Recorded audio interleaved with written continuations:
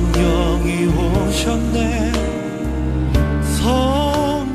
오늘 우리가 함께 읽은 여기 본문 말씀을 보면 하나님께서 아담과 하와에게 내가 어디 있느냐라고 질문하시는 그러한 광경이 기록되어져 있습니다. 아담과 하와는 하나님의 말씀에 불순종했습니다. 하나님께서 먹지 말라고 한 선악과를 따먹게 되었습니다. 선악과를 따먹은 후에 아담과 하와는 하나님께서 나타나시자 하나님의 낯을 피해서 나무 뒤에 숨었습니다. 하나님의 말씀에 불순종한 후에 그들에게 생겨난 것은 하나님과 같이 되는 것이 아니라 죄책감, 수치, 그런 마음들이 그들을 괴롭히기 시작했습니다. 그래서 하나님의 말씀에 불순종한 아담과 하와, 하나님의 낯을 피해서 숨을 수밖에 없었던 것입니다. 이런 아담과 하와에게 하나님께서 그들을 찾으시면서 다음과 같이 말씀하셨어요. 내가 어디 있느냐? 그렇게 하나님께서 물으십니다. 아담과 하와야, 어디 있느냐? 그렇게 물으셨어요. 하나님께서 아담과 하와에게 내가 어디 있느냐? 라고 물으셨는데 하나님께서 아담과 하와가 어디에 있는지 몰라서 아담아, 네가 어디 있느냐? 그렇게 물으셨겠습니까? 나무 뒤에 꼭꼭 숨어있는 아담의 옷자락이 보이는 것을 하나님께서 몰라서 아담아, 네가 어디 있느냐? 그렇게 물으셨겠습니까? 하나님께서는 아담과 하와에게 듣고 싶은 말이 계셨던 거죠. 아담과 하와의 반응을 하나님께서 보고 싶으셨던 것입니다. 하나님께서 여러분들을 향해서 네가 어디 있느냐? 그렇게 물으신다면 뭐라고 대답을 하시겠습니까? 북부 유럽의 북부 백러시아 벨라루스라는 공화국의 랍비로 있었던 한 사람이 감옥에 투옥되게 되었습니다. 그의 사상과 생활에 대해서 못마땅하게 여기던 사람들이 무고해서 감옥에 붙잡혀서 고생을 하게 되었습니다. 이 랍비를 지키고 있던 교도관이 늘 이 랍비 방을 드나들면서 먹을 것을 가져다 주곤 했습니다. 그런데 어느 날 이 교도관이 먹을 것을 들고 감방문을 열고 안에 들어가니까 자기가 들어오는 것도 모르고 깊이 기도를 하고 있어요. 그 모습에 감동을 받은 이 교도관이 먹을 것을 내려놓으면서 그와 이야기를 하기 시작했습니다. 이런저런 이야기를 하다가 이 교도관이 평소에 자신이 성경을 읽다가 궁금한 것들이 있어서 이 랍비에게 질문을 했어요. 창세기 말씀에 보면 전지전능하신 하나님께서 아담에게 네가 어디 있느냐? 그렇게 질문을 하셨는데 그 질문을 우리가 어떻게 이해를 해야 되겠습니까? 그렇게 랍비에게 질문을 하였습니다. 그때 랍비는 이 교도관에게 반문을 하는 거예요. 당신은 성경이 영원하고 모든 시대, 모든 사람들에게 교훈을 주는 말씀으로 믿습니까? 그렇게 반문을 하는 것입니다. 이 교도관은 그렇다고 대답을 합니다. 성경은 모든 시대, 모든 사람들에게 교훈을 주는 하나님의 말씀으로 나는 믿습니다. 그 이야기를 들은 랍비는 이 교도관에게 계속 이야기를 합니다. 당신이 성경 말씀이 모든 시대, 모든 사람들에게 교훈을 주는 하나님의 말씀으로 믿는다고 하면 하나님께서 아담에게 네가 어디 있느냐? 그렇게 질문한 것은 어떤 의미의 질문인가 하면 네가 세상 속에서 지금 어디에 있느냐? 너는 지금 세상에서 무엇을 하고 있느냐? 당신이 지금까지 인생을 살아왔는데 너는 지금 세상 어디쯤에서 무엇을 하고 있느냐라고 하나님께서 당신에게 질문하는 것입니다. 그렇게 랍비는 이야기합니다. 하나님께서 아담과 하와에게 너는 어디에 있느냐? 그렇게 물으신 것은 우리 모두의 지금의 현주소를 묻고 있는 하나님의 음성인 것입니다. 여러분들은 지금 어디에 서 있습니까? 여러분은 지금 무엇을 하고 계십니까? 내일이 한국의 고유의 명절 설입니다. 설 명절을 맞이해서 모든 사람들이 고향으로 오고 가요. 아마 대한민국 교회가 우리 교회처럼 한 반은 전부 다 줄었을 거예요. 예배드리는 이 시간에 여기저기 분주히 많은 사람들이 고향으로 오고 가고 있어요. 설 명절, 추석 명절 전부 다 즐겁게 생각을 합니다. 설 명절, 추석 명절이 즐거운 이유는 며칠 동안 노는 거예요. 바쁘게 힘들게 직장 생활하는 분들이 최소한 3일은 놀 수 있잖아요. 얼마나 좋습니까? 또 운 좋게 주말이 걸리면 4일, 5일은 이번에는 대체 휴일까지 있어서 지난 토요일부터 놀기 시작했잖아요. 토, 일, 월, 화, 수 5일을 노는 거예요. 그러면 목금 휴가를 내면 7일을 놀고 거기에 이틀을 합치면 9일까지 놀 수 있는 거예요. 그러면 휴가 이틀 내면 외국에도 웬만한 외국은 다 놀러갔다 올 수 있는 아주 황금 연휴가 되는 거죠. 얼마나 좋습니까? 아주 바쁘게 아침에 일어나서 저녁까지 열심히 직장 생활하던 직장인들, 또 아침 일찍 가방을 싸들고 학교 가서 또 밤늦게 집으로 돌아와서 잠만 자고 또 학교로 가는 학생들 얼마나 좋습니까? 학교 안 가고 또 맛있는 것도 먹고 용돈도 생기고 가족들도 만나고 반가운 사람들 만나고 또 가고 싶은 것, 하고 싶은 것들 할 수 있으니까 명절이 얼마나 좋습니까? 모든 사람들이 아주 즐거워하는 그러한 시간이죠. 설 명절을 맞이해서 이리저리 움직이면서 고향을 찾는 여러분들이 이 시간 한번 생각해 보시기 바랍니다. 어디에서 무엇을 하다 오셨습니까? 지금 어디에서 무엇을 하고 계십니까? 여러분들이 지금 서 있는 삶의 현주소는 어디입니까? 한번 생각해 보시기 바랍니다. 우리는 너무나 바쁘게 생활하다 보니까 내가 누군지, 내가 무엇을 하며 사는지, 내가 왜 이렇게 바쁘게 사는지, 내가 지금 어디에 서서 어디로 가고 있는지 나 자신에 대해서 별로 생각할 기회를 갖지 않고 그냥 남들이 달려가니까 나도 달려가야지, 남들이 출근하니까 나도 출근해야지, 남들이 공부하니까 나도 공부해야지, 남들이 돈 버니까 나도 돈을 벌어야지, 그냥 그렇게 휩쓸려 가면서 바삐 우리들이 생활을 하고 있습니다. 나 자신에 대해서 너무 생각하지 않고 그냥 열심히 바쁘게 모두들 생활하고 있습니다. 특별히 우리 한국 사람들이 그런 거예요. 제가 요즘 읽는 책 중에 한국인만 모르는 대한민국이라는 책이 있어요. 한국인만 모르는 대한민국. 대한민국을 한국 사람들이 너무너무 몰라도 너무 모른다는 거예요. 대한민국은 대단한 나라다. 그 저자는 그렇게 얘기해요. 대한민국은 아시아에서 또 다른 1등 국가다.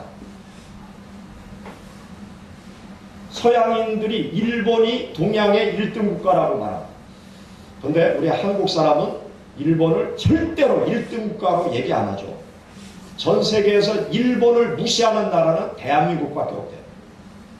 우리가 인정하지 않지만 일본은 1등 국가예요. 그런데 대한민국에서 또 다른 1등 국가가 있는데 그 나라가 대한민국이래요. 그렇게 생각하십니까? 네, 우리 대한민국이 또 다른 1등 국가라고 그 저자는 이야기를 하고 있습니다. 박근혜 대통령도 그 책을 봤어요. 한국이면 모르는 대한민국이라는 책을 박근혜 대통령도 봤다고 그러죠. 그 책을 보면 대한민국은 대단한 나라라는 거죠. 지금처럼 바쁘게 안 살아도 되는 나라. 끝없이 경쟁을 하지 않아도 되는 나라. 그 나라가 대한민국이라는 거예요. 그런데 우리 한국 사람들은 그렇게 생각하지 않습니다. 열심히 살지 않으면 망한다. 열심히 달려가지 않으면 우리는 곧 망한다. 바쁘게 땀 흘려 일하지 않으면 대한민국은 주저앉는다.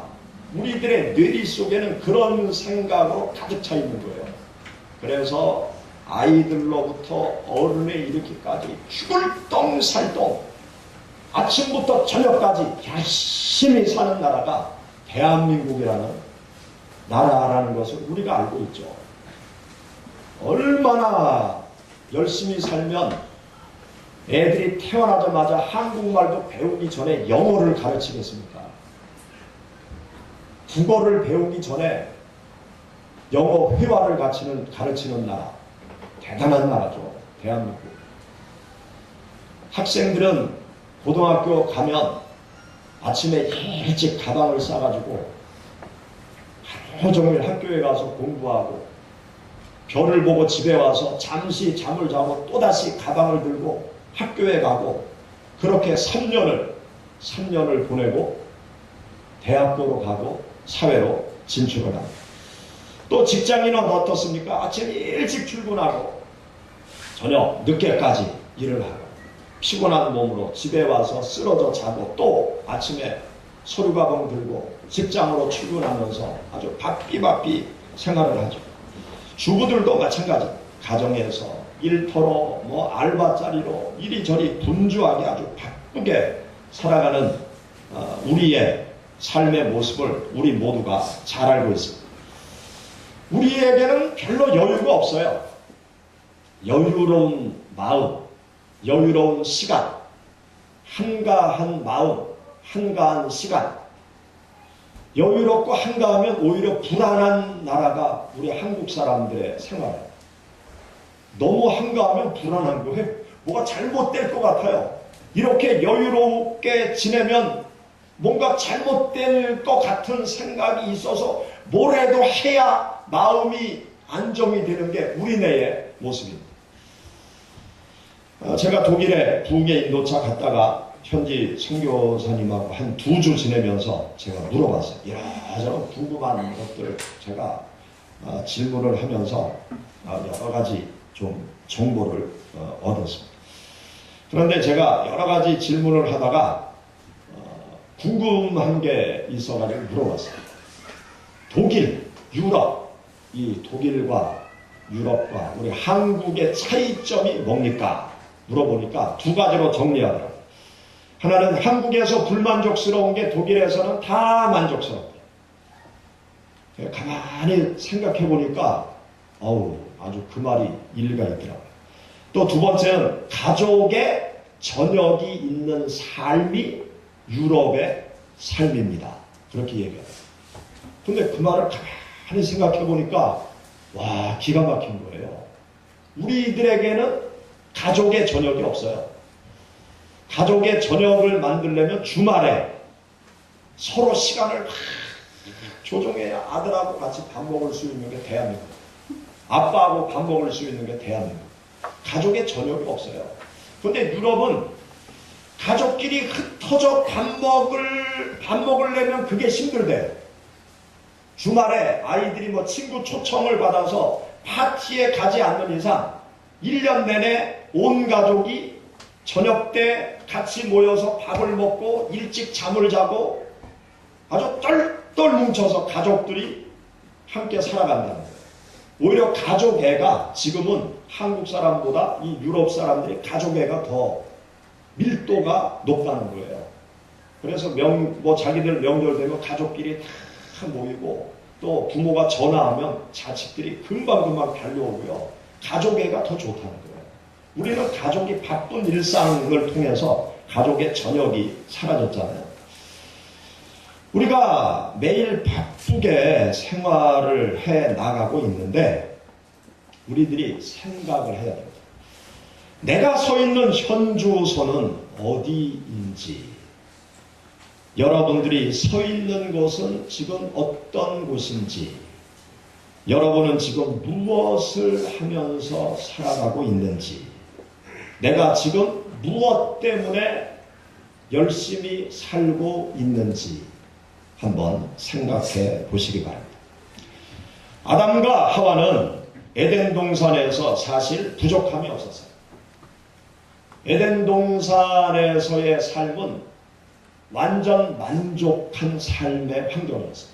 먹을 것, 또 주변 환경, 전혀 문제가 없었어요.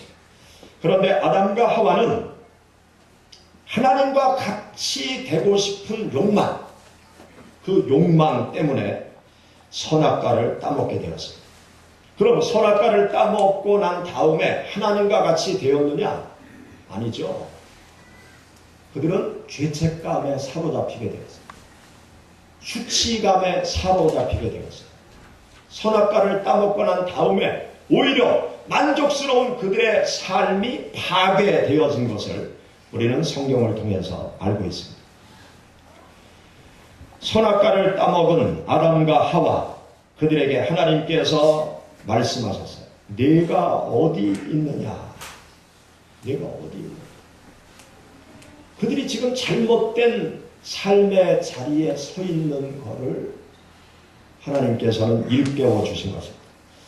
아담아, 내가 어디 있느냐? 그렇게 아담과 하와에게 물으실 때 아담과 하와, 자기들이 지금 잘못된 위치에 있다는 것을 알았어요. 죄책감이 빠졌어요. 수치감 속에 빠졌어요. 하나님의 낯을 볼 수 없는 자기들의 모습, 자기들의 잘못을 알게 되었어요.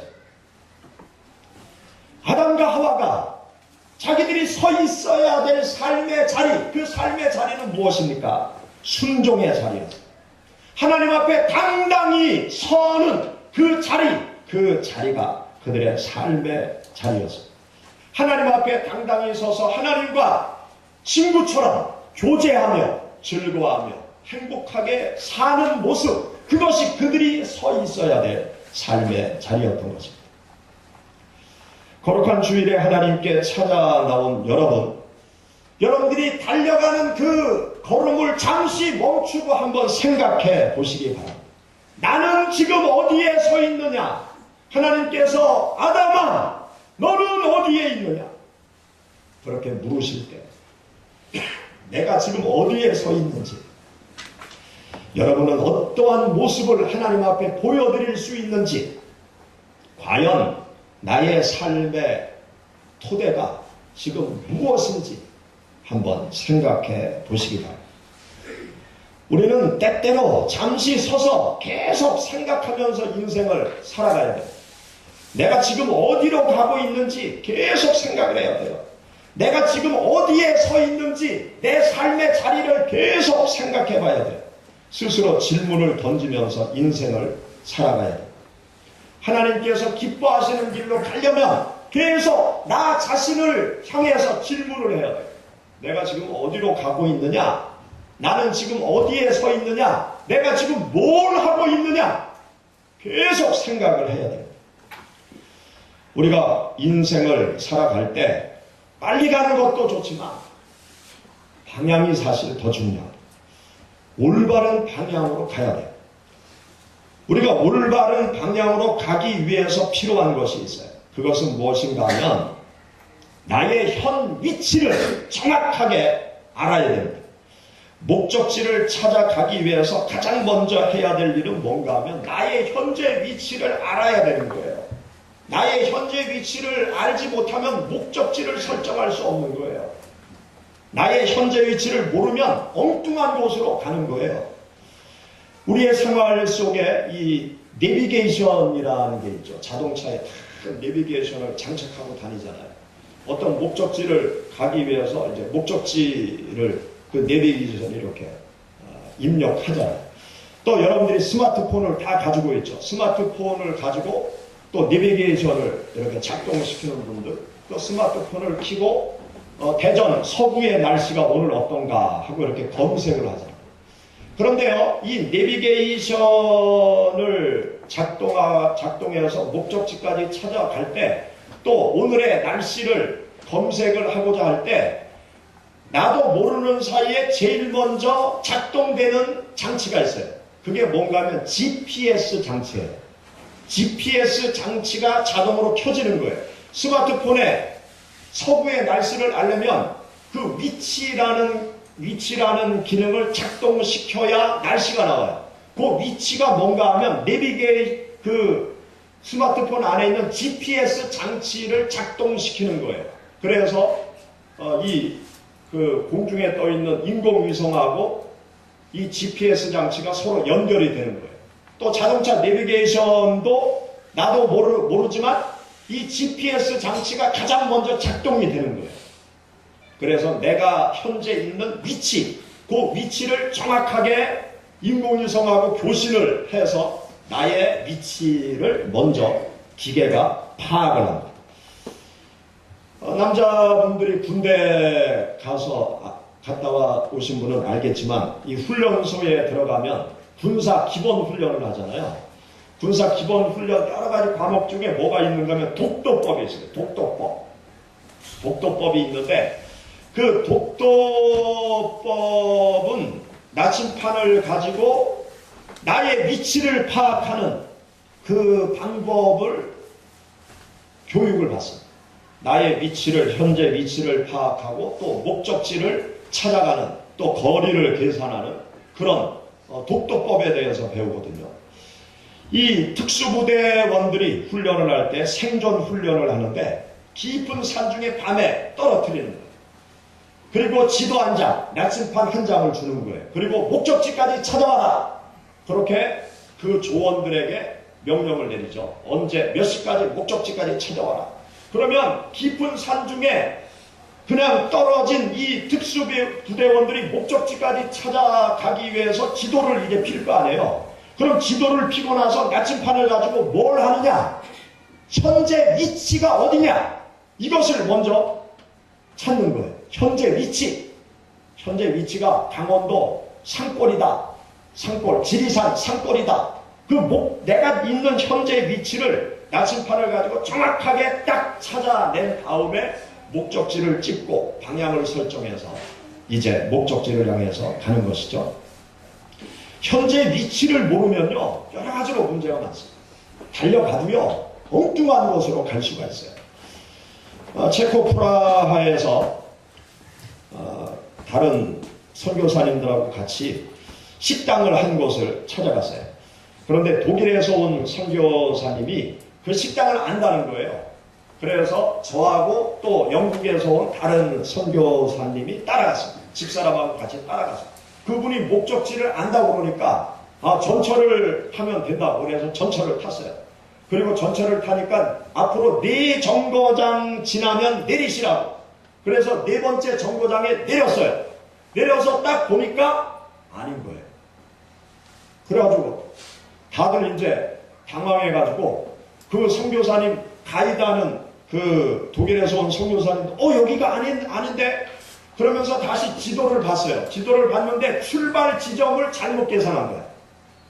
출발 지점을 2군데 앞선 것으로 보고 그 2군데 앞선 곳에서부터 4번째 내리라고 그랬던 거예요. 그런데 사실은 2군데 2정거장을 더 가야 돼서 그래서 다시 또 쇼를 하면서 그 전철을 타고 2번째 정거장을 더 가서 내려가지고 목적지를 찾아갔어요. 그때 여러 가지 웃으면서 얘기를 하면서 이 출발 지점을 정확히 해야 목적지까지 갈 수 있구나. 그런 얘기를 서로 나누면서 웃은 적이 있습니다. 나의 위치를 정확히 모르면요, 걸어가도 달려가도 올바른 방향으로 갈 수가 없고 목적지에 도달할 수가 없습니다. 하나님께서 우리에게 말씀하세요. 너는 어디에 있느냐? 지금 어디에 있느냐? 여러분들은 지금 어디에서 무엇을 하다가 오늘 하나님의 전을 찾아오셨습니까? 여러분 어디에 있습니까? 우리들이 서야 될 곳은 하나님 앞인 것입니다. 우리들이 해야 할 일은 하나님의 일에 우리 인생들은 하나님 앞에 서서 하나님의 일을 하다가 하나님 앞에 돌아가야 되는 것이 우리 인생의 삶인 것입니다.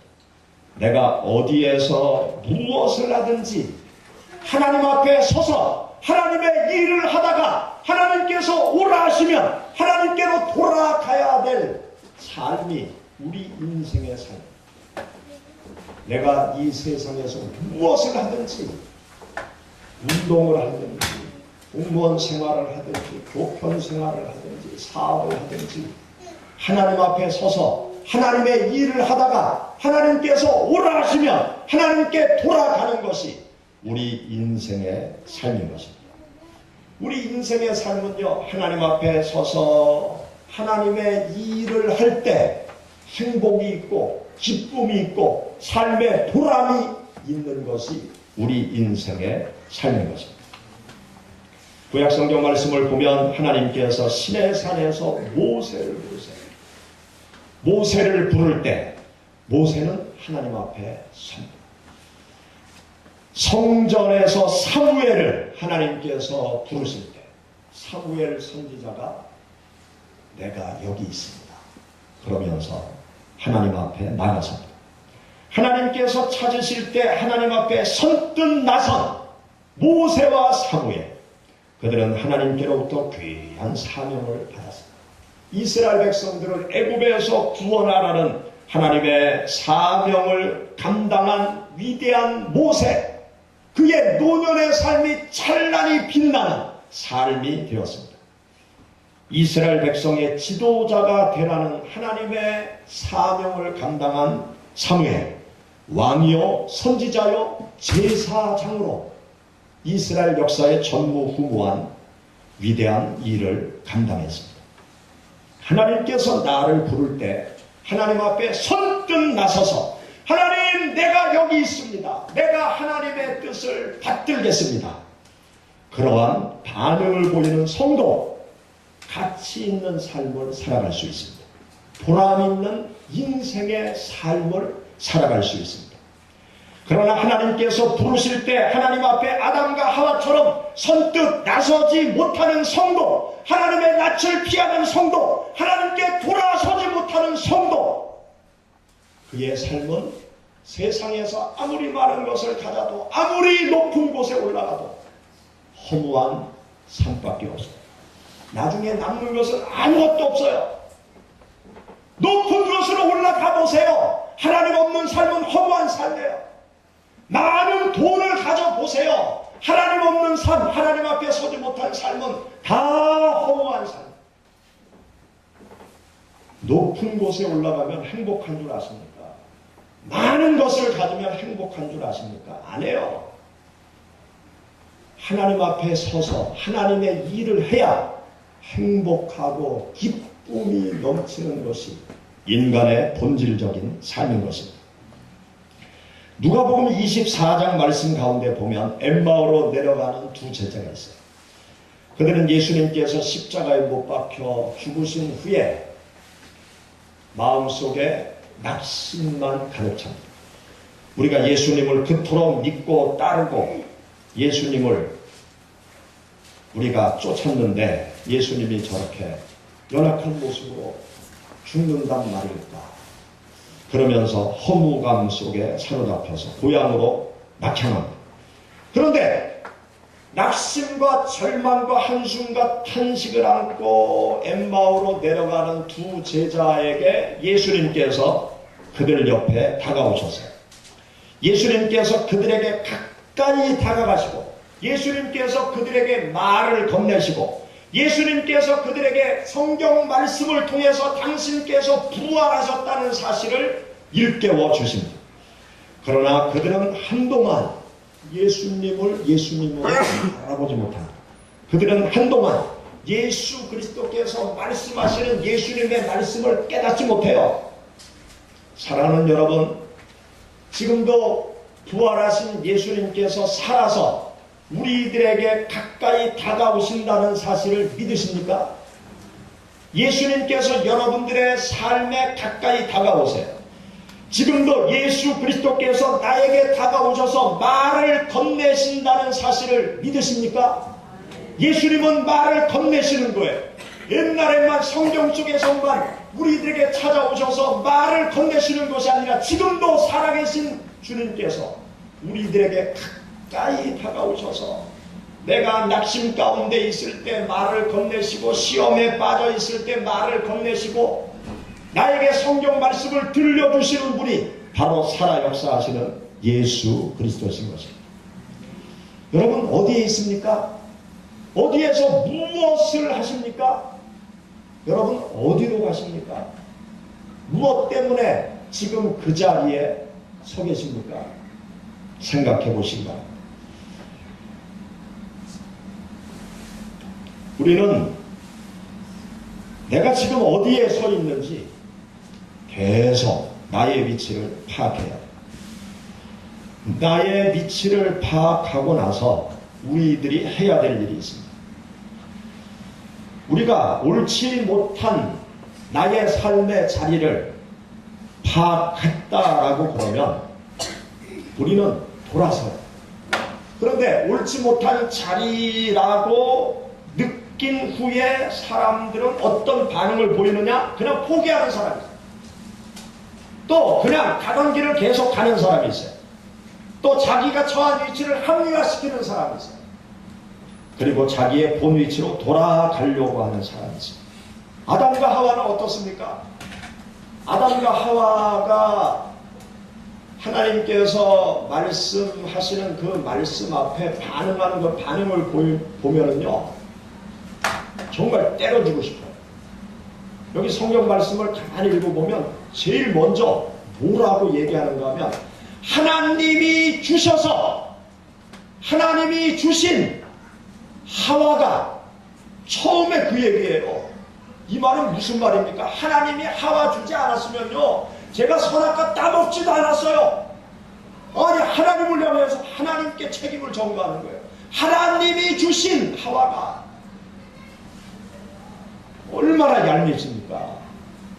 그냥 잘못했습니다. 그러면 좋죠. 하나님이 주셔서 하나님한테 책임을 전가하는 거예요.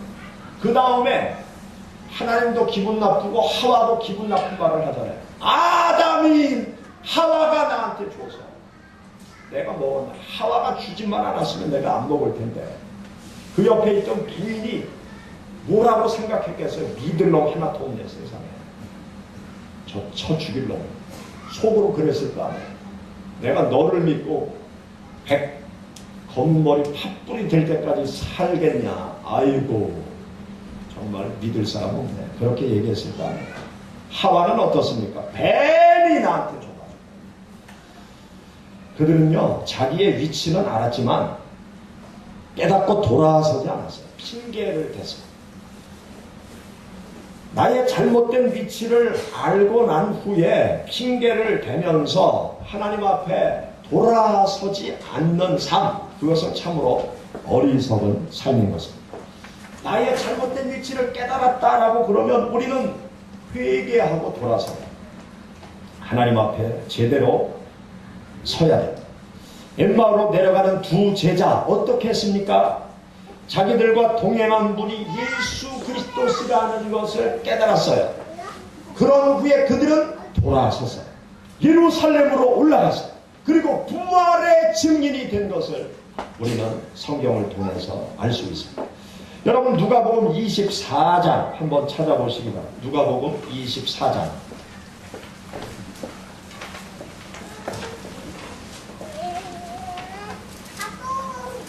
누가복음 24장 우리 28절 말씀부터 35절 다 같이 읽어보시죠. 그들이 가는 마을에 가까이 가매 예수는 더 가려 하는 것 같이 하시니 그들이 강권하여 이르되 우리와 함께 유하사이다. 때가 저물어 가고 날이 이미 기울었나이다 하니 이에 그들과 함께 유하러 들어가시니라. 그들과 함께 음식 잡수실 때 떡을 가지사 축사하시고 떼어 그들에게 주시니 그들의 눈이 밝아져 그인 줄 알아보더니 예수는 그들에게 보이지 아니하시는지라. 그들이 서로 말하되 길에서 우리에게 말씀하시고 우리에게 성경을 풀어주실 때에 우리 속에서 마음이 뜨겁지 아니하더냐 하고 또 그때로 일어나 예루살렘에 돌아가 보니 11 제자 및 그들과 함께한 자들이 모여 있어 말하기를 주께서 과연 살아나시고 시몬에게 보이셨다 하는지라. 두 사람도 길에서 된 일과 예수께서 떡을 떼심으로 자기들에게 알려지신 것을 말하더라. 아멘. 여기 엠마오로 내려가는 두 제자, 그들은 다시금 일어서서 예루살렘으로 돌아가서 다시금 부활하신 예수 그리스도의 증인의 삶의 길을 걸어간 것을 기록해 놓고 있습니다. 사랑하는 여러분, 나의 위치를 알고 잘못되었다라고 생각이 들면 돌아서시기 바랍니다. 하나님 앞으로 돌아서기를 바랍니다. 하나님 앞에 서서 하나님을 굳게 의지하시고 하나님을 믿고 따르면서 하나님께서 나에게 주신 사명의 길, 하나님께서 나에게 주신 하나님의 영광을 위한 그 길을 여기 엠마오로 내려가던 두 제자처럼 살아가시기를 축원합니다. 우리가 하나님 앞에 돌아서서 하나님을 붙잡고 하나님 앞에 서서 하나님과 동행하면서 나에게 주신 사명의 길을 걸어갈 때 우리 모두의 삶이 복되고 가치 있고 보람된 삶이 되어질 줄 믿습니다. 같이 기도하겠습니다.